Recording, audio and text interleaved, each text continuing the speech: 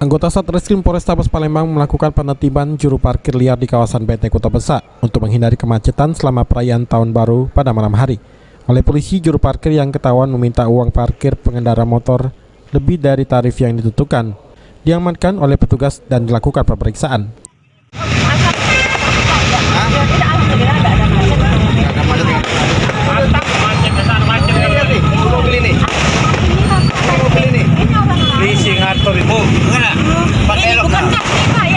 Tempat belok ini udah kagak bontong Pak parkirnya.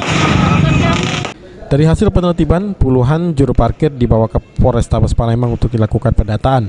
Menurut Kasat Reskrim Polrestabes Palembang AKBP Nuryono, penertiban dilakukan untuk memberikan rasa aman bagi warga Palembang yang akan merayakan perayaan Tahun Baru.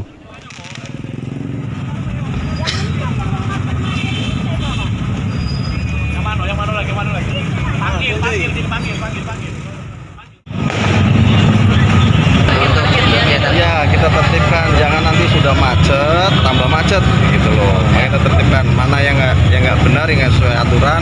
Kita di sini berupaya untuk. Dengan penertiban ini, warga berharap parkir liar di wilayah Palembang tidak ada lagi, agar warga bisa aman dan nyaman meninggalkan kendaraannya. Abidin Diwanto, PAL TV.